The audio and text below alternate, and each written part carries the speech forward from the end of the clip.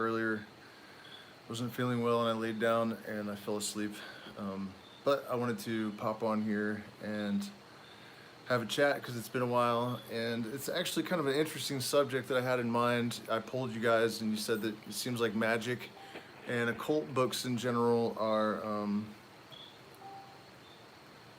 the things that you guys are the most interested in, and so I thought about various subjects that I could cover, and the Congress with Demons seemed like an interesting one because I think it's something that's really well misunderstood. Robert Anton Wilson said um, in the 70s that the beings that you encounter um, when you do Crowley's magic are real, but they're not real in the way that the CIA is real, or the FBI. I think he used the example, but you get the point. And I think that people maybe attribute too much power to these things of a lower order, and also because we've seen all the evils in the world, we're hesitant to even try to interact with our shadow self. I mean, you do hear a lot in the sort of spirituality industry lately about um, doing shadow work, but overall, I feel like there's a very strong fear of not just confronting these things, but actually constraining them to do your will, which is what the real point of summoning a demon and conversing with it. And remember that demon in the Middle Ages, when these books were written, actually just meant spirit. It's just the Greek word for spirit. And so it originally didn't just automatically connote anything evil. The beings were said to be, anywhere from totally truthful to partially lying to always lying. And so, there were these lists, and the magician which would have names for all of the different demons and all of the things that they did. And I think that's very silly because it's very likely that each individual has his own demons, and no map given to you from another person is going to really do any good for you. So another aspect of it that I think is worth thinking about is that Aleister Crowley was actually placed number, I think, 42nd or 46th or something on the list of the most important Britons of all time. And it was for mapping hitherto unknown parts of the human brain. And I thought that was really interesting when I saw it, that you wouldn't expect the crown to acknowledge Aleister Crowley. That seems like a really weird move, but they did. They made him the 42nd most important Briton of all time, and that was the reason. And so, and even Crowley himself said that he was never totally convinced about the, what's up, man? The external, the subjective, like external existence of these beings, and he said that it really doesn't matter. What matters is that if you do certain things, certain results will follow. And so um, that's the important thing to take away from it. And so, hey, did I not make this secret? I just noticed that,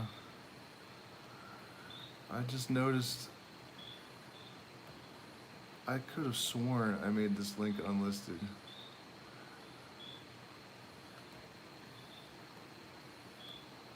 Oh man, with that crazy thumbnail and everything. Let's see. Nope, it's public. Holy shit. Okay, so whoever's in here now, that should be it. This is supposed to be patron only stuff. So, where was I at with this? So it is important, I think, to acknowledge our demons and to figure out what they are and even name them if you want to, and to not fear them and to not be in denial, because that allows them to sneak up behind you and eat you. We have to be able to evaluate ourselves objectively, and that's both dark and light. And so, if you're able to constrain the demon of greed to work for the light, which is what the magician would always say, right? That the job of the magician was to bring the forces of darkness into the light and constrain them to work for the light, or constrain them to work under the will of whatever magician had called them forth. And so, greed, for example, if it's properly constrained, becomes ambition.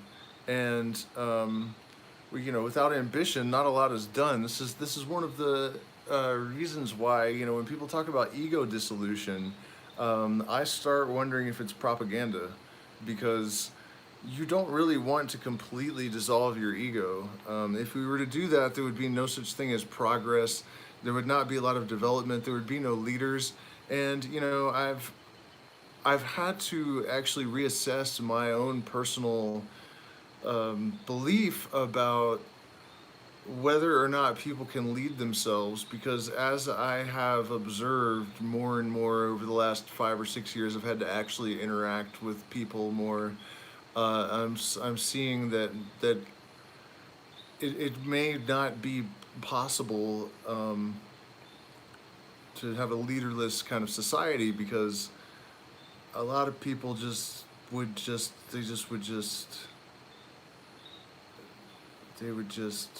it just wouldn't be good for a lot of folks. So, we do have to recalibrate what that means, and we have to also reconstruct our psyche. I mean, we talk about this awakening and the changes that are happening in the human race and the changes that are necessary. But I think it's easy to believe that it's just going to be an automatic process. And so people kind of evade the responsibility for taking these dramatic steps to re-engineer their psyche and their soul, and to confront themselves and to be objective and realistic and to acknowledge their demons. So I think eventually personal autonomy is definitely the goal. But it may take longer than I used to think, because we do have a lot of mindless masses. The thing is, though, I think that we do all share one soul, and I think that we have so many mindless minions, mindless automatons out there because they've been engineered to be so. I don't think that people would be like that if it wasn't a contrived circumstance that has compelled them to be so. And on top of all that, the influence of like the Judeo-Christian expectation of a savior. People are all looking for like this tremendous leader that will just do everything for them and save them and all this kind of stuff. This is why presidents have so much power, and this is why Christianity was chosen as the religion of democracies, because they want people to have this substratum, this blueprint, this psychological blueprint in the fundamental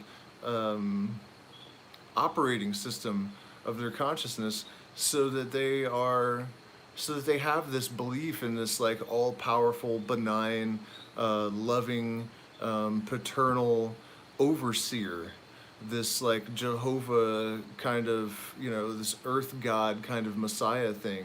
And that is how people view Donald Trump, and it's how they view Joe Biden.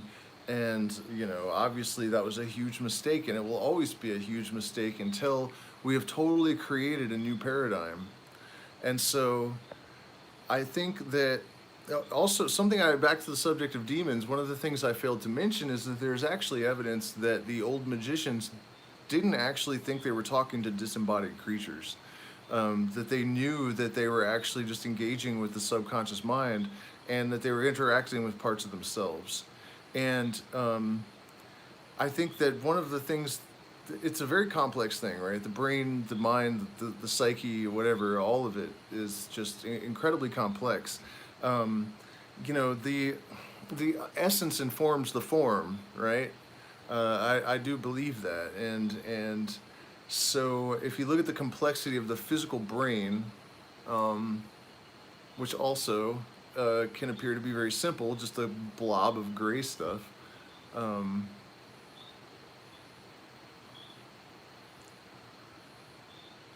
yeah, I'll talk about that because that's important too. I think people get the wrong idea about that a lot, and um, it's not healthy.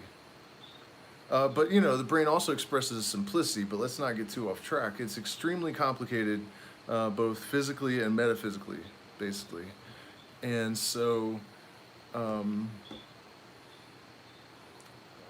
there's a lot of layers to all of this, and I think that when I talk about how when we're engaging with these demons that we're just dealing with the subconscious part of the mind, it doesn't mean that these parts of the mind couldn't have autonomy. If you look at the way that the subconscious mind works, right? Um, it's on autopilot, and we are on autopilot because it's on autopilot.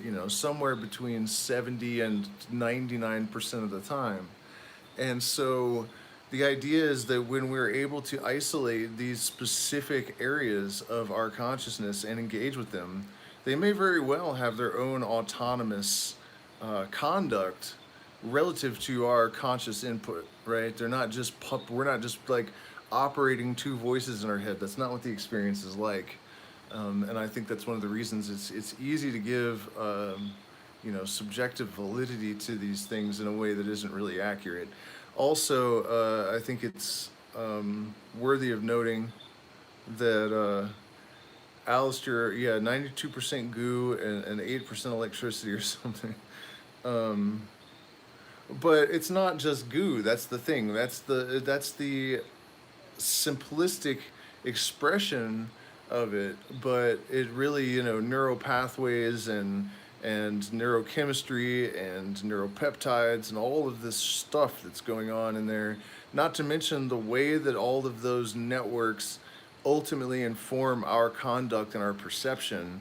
We're talking about some seriously crazy, convoluted wackiness. But on the flip side of that, we have the potential for tremendous feats of concentration. And I watched a girl today stand on her head and use her feet to point a flaming arrow and nail the bullseye like 90 feet away or something. I mean, we can do some crazy stuff.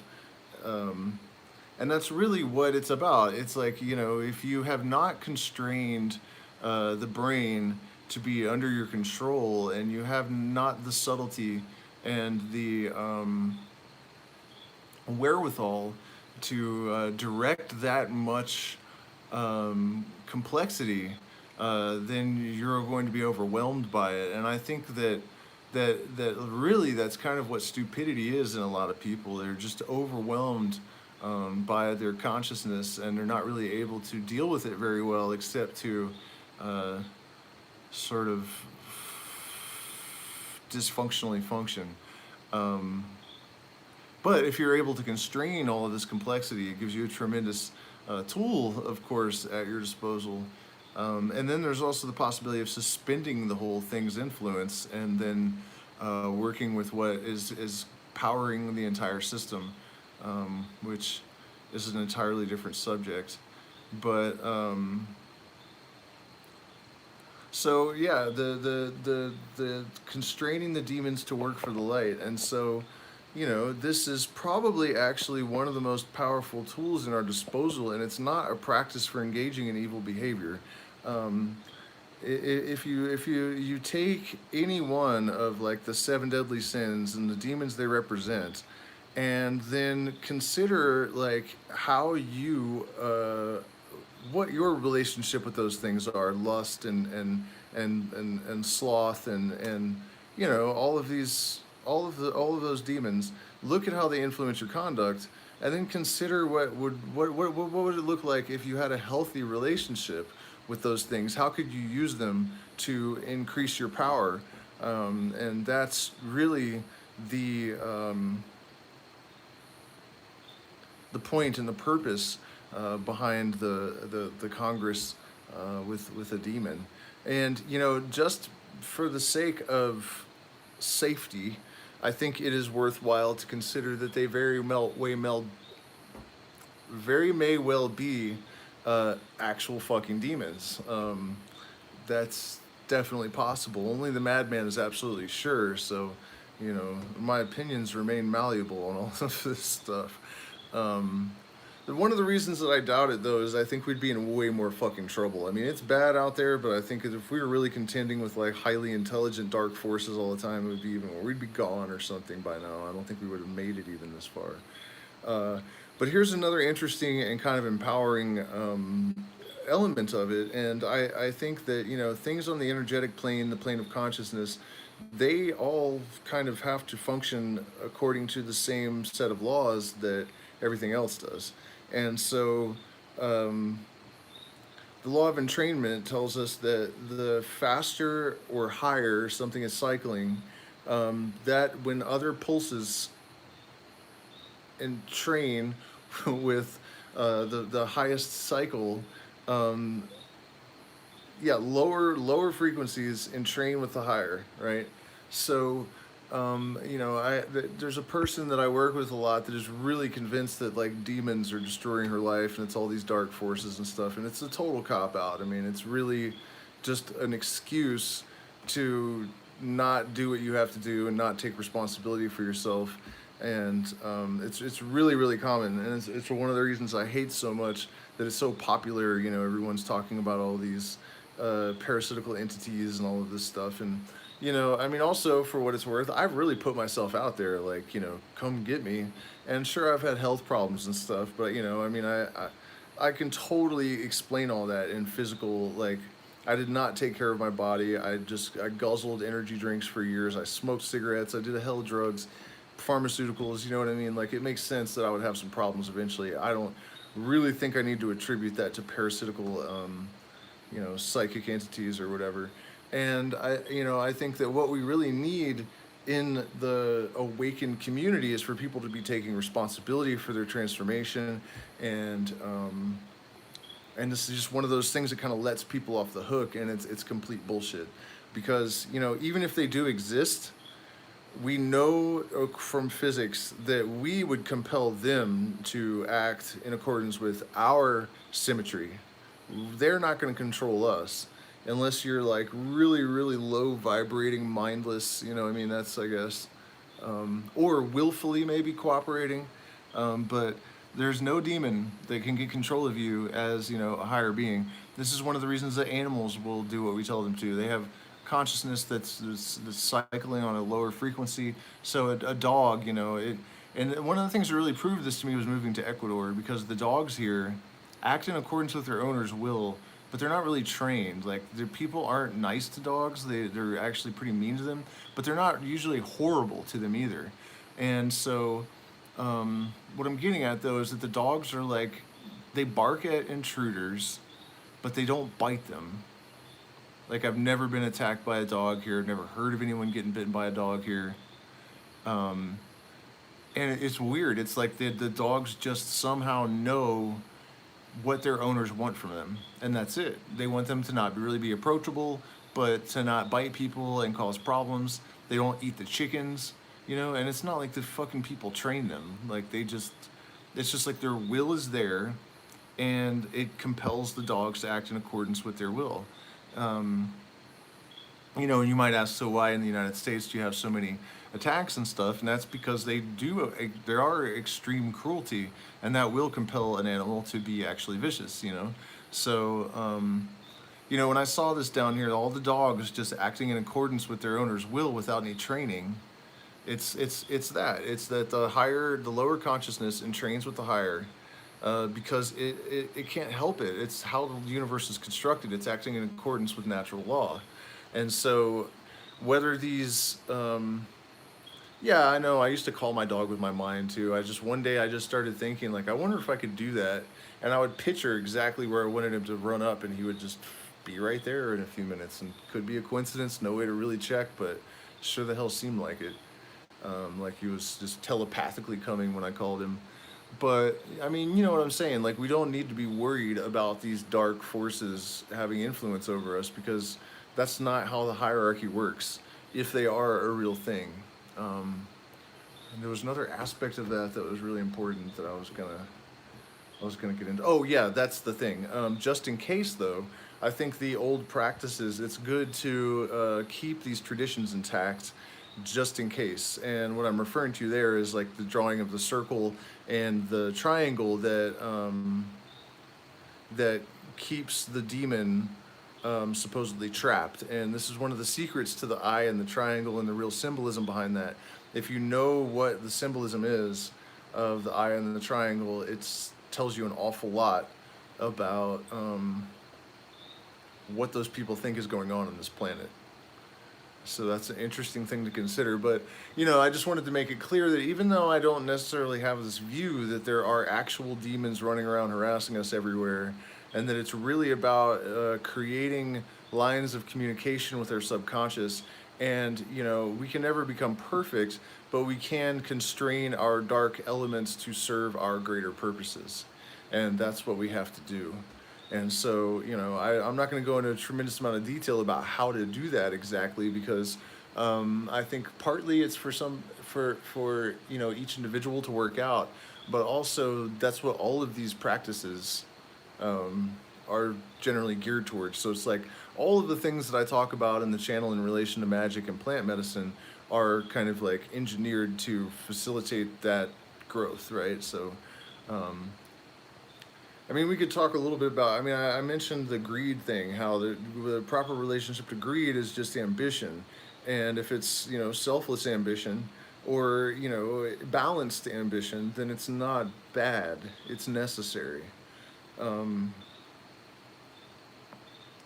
it's really unfortunate that people tend to do this, like, baby throwing the baby out with the bathwater thing so universally.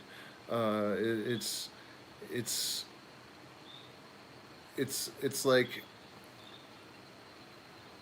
well, I make this analogy all the time. The people in the Matrix mind, like, once they stop believing the mainstream narrative, they just believe every stupid conspiracy theory on, everything out there. Or when they become spiritual, they decide that they just automatically believe in chakras, channeling, the tarot, all of it. They just say, okay, well then all of this stuff is real and true and useful. And I don't think that's not, the Buddha taught discernment for a reason. It's We have to apply the same critical thinking processes and methods of evaluation outside of the matrix forged mind manacles as we everywhere else. So Fernando, this thing about prayer, I think that's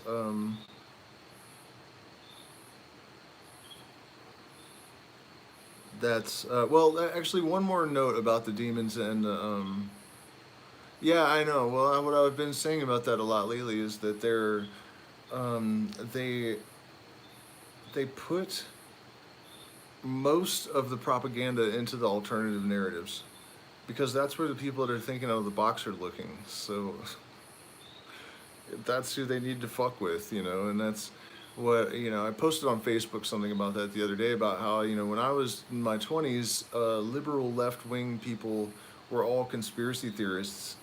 Um, and most of the conspiracies they believed in were really obviously true. And then it's like they took a bunch of wackadoodle conspiracy theories with religious undertones and tossed them out there, so that all of the right wingers, who are easy to bait if they're Christian, because anything that validates their religious beliefs, they're willing to just believe it, no matter how insane and stupid it is. So then you are able to sort of blacken the name of conspiracies or whatever, to disenfranchise the left, because they're like, oh my God, look at all this nutty, stupid bullshit. You know what I mean? Like, the whole thing was just they just did what I just described. Um, it's just crazy to watch everyone fall for it, because it just seems so silly and obvious to me, but I don't. it's like it's hard for me to understand. Like I don't feel that smart. I just don't know why everyone can't see this stuff because it isn't. It doesn't seem difficult to me at all. You know.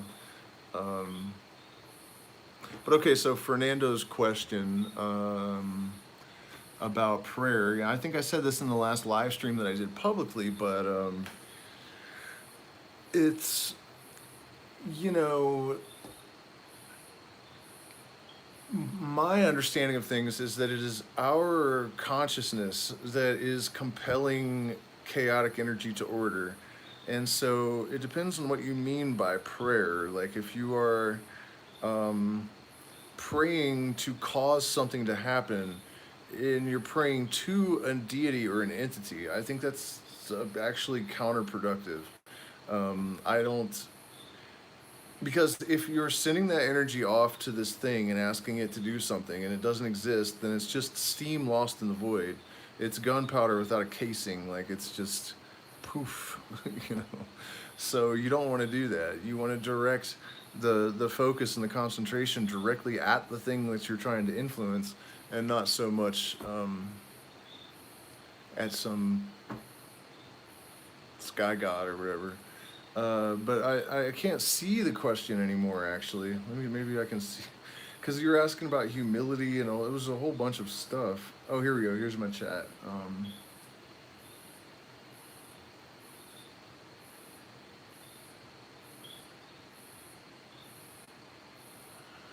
I mean, yeah, I guess. I mean, I just don't know what you mean by prayer because when I think of prayer, I think of prayer as like pleading with a sky god to do something for you, or sort of like groveling at the feet of a higher being or something, and that's not sensible.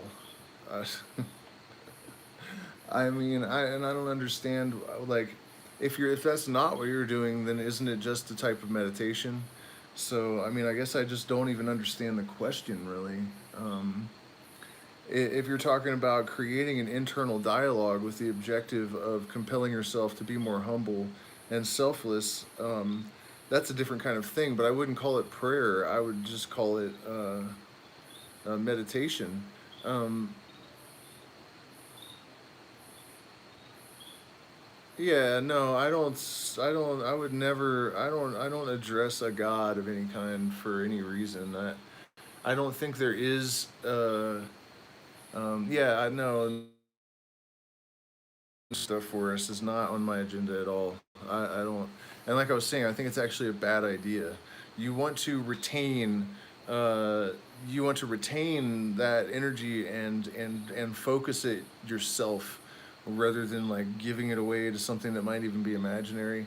And I don't think that God is really something that will help us. Exactly. I mean, I do feel like I'm aided by coincidence to the point where it's hard to dismiss it as coincidence. And so, some kind of positive force integrated into the universe does seem like a thing, but at the same time, I'm aware of babies getting put in wood chippers, and I saw one flush down the toilet. It was stuck in the pipes. The cops had to cut the pipes. You know what I mean? Like there's some seriously like awful things that happen to sentient beings here. So, and that's weird, It's like how is it that I can constantly evade this kind of suffering, and when I get myself into impossible situations, I'm always able to find some impossible way out of it, and it's just seems like there is some kind of divine something going on there, but it's not this kind of like paternal God that people. It's something between, it's something in between. I think even just aligning yourself with the flow of positive consciousness, and also aligning your individual will with that of the greater collective will, um, sort of integrates some kind of support matrix into your experience. But that's as far as I would go with that. But now, what you're talking about cultivating humility and becoming a better person and stuff, sitting and breathing, pranayama in particular, and focusing your mind on creating yourself in whatever image it is that you see fit, that's definitely going to be a good idea, you know. But I think that asking some outside agency to help you mold yourself is probably just silly. But who knows? I mean, maybe. And the thing is, like, I don't think if there is a God in the sense that some religious people think, I don't think it's going to deny me for having been sensible about things. It's really crazy. Um, you know, I mean, if you look at the fact that everyone is told to try to be like God, and then the Bible describes God as a mass murderer for 2,000 pages, basically. I think that is like the key to understanding the last 2,000 years of Western history. Basically, I mean, it's a bad,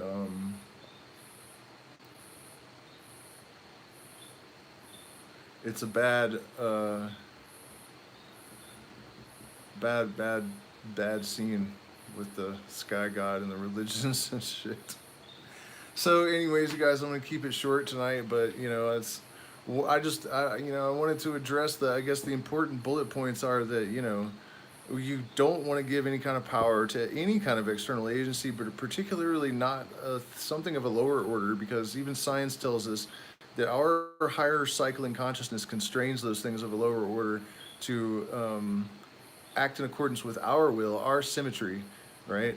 And um, as Robert Anton Wilson said, the demons described in Crowley's rituals are real, but they're not real in the way that the IRS is real. And um, the the the Crown putting Crowley number 42 on their list of most important Britons for mapping hitherto unknown regions of the mind. I think these are all indications of what the real nature of this is. And you know, consciousness is something that exists outside of us, I think. Um, but that distinction is almost irrelevant because our interaction with it is internal, and it's as direct um, either way. It doesn't really change much. And so, you know, the practice, that the first step in dealing with what I've been describing is to, you know, have an objective ability, or the ability to objectively evaluate your relationship with these demons, and then figure out how to transmute that relationship so that it's gold and not lead. And, you know, that's the real purpose of Congress with Demons. So thank you guys again so much for your support, man. You guys have saved our asses and allowed us to make it now. It looks like we have recovered from the hacking incident. We are making new plans to go to the jungle and then leave this country, either to Costa Rica or Peru. So it looks like we've made it, and you guys have a lot to do with that. So thank you so much, and we'll do another secret stream next weekend.